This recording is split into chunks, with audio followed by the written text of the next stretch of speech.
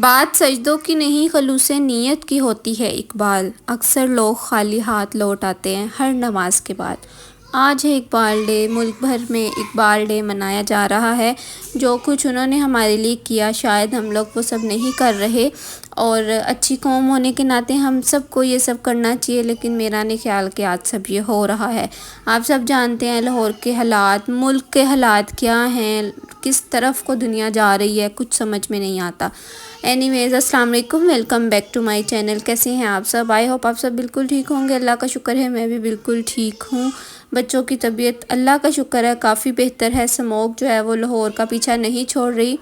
बहुत सारे लोग बीमार हो रहे हैं, लेकिन रूटीन के जो काम है वो पीछे नहीं रहते। ज़ाहिर है ज़िंदगी गुजारने के लिए आपको हर चीज़ की ज़रूरत पड़ती है।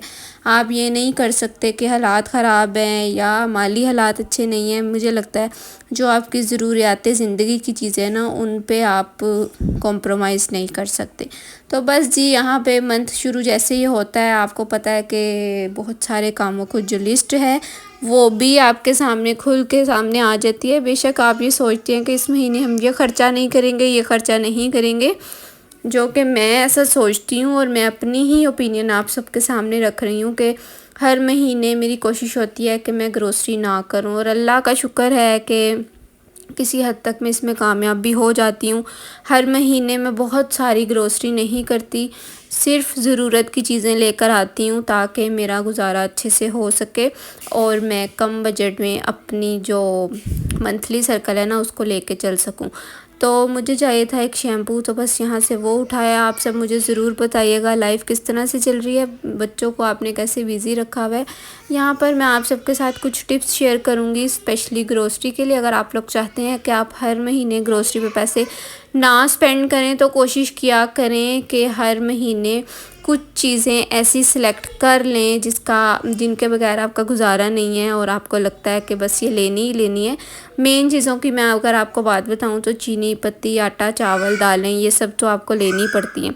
लेकिन अगर आपने थोड़ी सी बल्क में चीज़ें ख़रीदी हुई है ना 2-3 महीने पहले की, तो वो फिर आपका साथ जो है ना वो 3-4 महीने तक देती हैं और आपको हर महीने उन चीज़ों को ख़रीदना नहीं पड़ता। लेकिन आटा एक ऐसी चीज़ है जो आपको हर महीने ही लाना पड़ता है।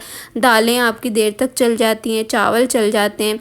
उसके अलावा ऑयल और घी का इस्तेमाल भी आप देर तक कर सकते हैं। जैसे अगर ये नहाने वाले साबुन हैं तो ये आप थोड़े ज़्यादा ख़रीद लें ताकि आपको हर महीने इनकी शॉपिंग करनी ना पड़े। अब कुछ लोग कहेंगे कि ज़्यादा ख़रीदने पर भी तो आपको ज़्यादा पैसे लगाने पड़ेंगे ना, लेकिन पर्सनली मेरा ये मानना है कि जब आप बल्क में चीज़ें ला कर रखते हैं ना तो उसमें बहुत बरकत रहती है, और मैं इसको पिछले 3-4 सालों से एक्सपीरियंस कर रही हूँ और अल्लाह का शुक्र है वाकई में बरकत होती है। अच्छा, मुझे आप सब लोग लाजमी बताइएगा ये वाला साबुन किस किस ने यूज़ किया हुआ है। हमारे बचपन में हमारे घर में ये साबुन बहुत आता था, मेरे अब्बू लेकर आते थे और ये हमने अच्छा खासा जो है ना वो यूज़ किया हुआ। आज जब मैंने इसकी कीमत देखी तो ये 250 रुपये का एक साबुन था, तो बस फिर मैंने इसको देख के वापस रख दिया क्योंकि अच्छा खासा महंगा था यार। और उसके अलावा बस छोटी छोटी जो घर की चीज़ें थी वो लेनी थी। बच्चों को मैंने डॉक्टर के पास भी लेकर जाना था क्योंकि उनकी तबीयत ठीक नहीं है। तो बस घर से जब निकलती हूँ तो जितने भी एक साथ करने वाले काम होते हैं मैं कोशिश करती हूँ कि वो कर लूँ ताकि मुझे बार बार घर से निकलना ना पड़े। आज भी मैं ख़ुद को कवर करके गई थी, बच्चों को भी मास्क वगैरह लगा कर हम लोग घर से निकले थे क्योंकि स्मोक के जो हालात हैं ना वो बहुत ही बुरे थे बाहर।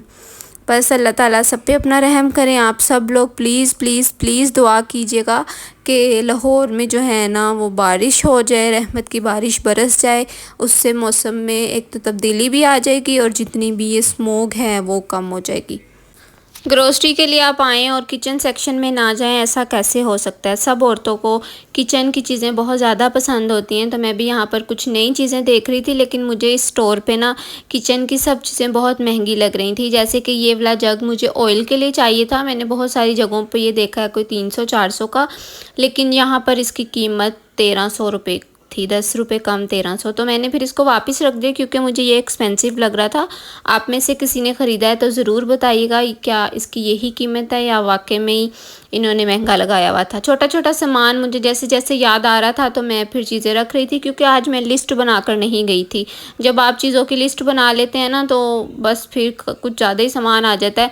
तो मैं बस कोशिश करी थी कि कुछ चीज़ें ही उठाऊँ। बच्चों ने यहाँ पे ग्लव्स देख लिए थे तो बस फिर मैंने भी इनकी कीमत जब देखी तो बहुत रीज़नेबल प्राइजेज़ में थे। तो मैंने कहा सर्दी जैसी शुरू होगी ना तो पठान की रेहड़ियों पे ये वाले ग्लव्स आपको अच्छे खासे महंगे मिलेंगे, और उन्होंने फिर कीमत भी कम नहीं करनी होती। तो मैंने सोचा कि चलें इसको ले लेते हैं, कोई बात नहीं।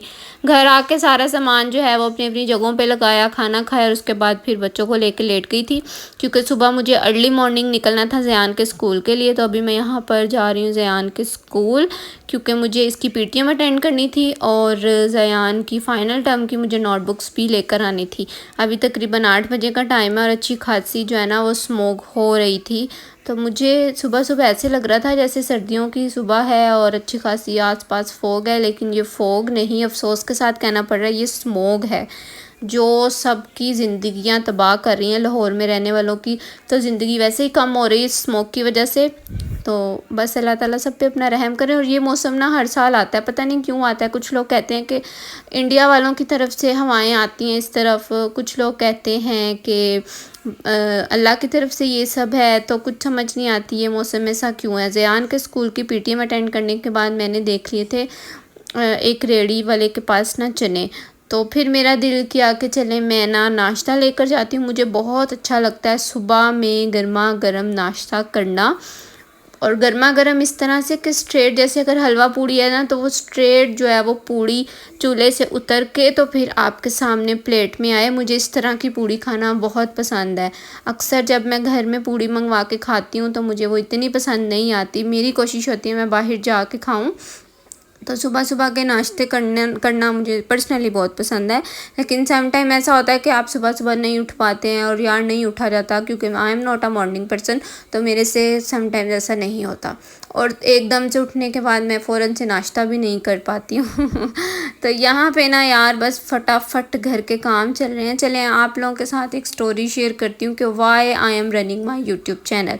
अगर आप लोग कहेंगे ना तो मैं आप सबके साथ एक अपनी पूरी डिटेल स्टोरी बताऊंगी, जो कि मुझे बताने में ना कोई 15 से 20 मिनट चाहिए, और आप लोगों को वो स्टोरी सुन के आई एम श्योर बहुत मज़ा आएगा। अगर आप लोग चाहेंगे तो मैं नेक्स्ट व्लॉग में ना आप लोगों के साथ शेयर कर दूंगी, लेकिन अगर कमेंट्स आएंगे तो मैं फिर ही शेयर करूंगी, अदरवाइज़ नहीं।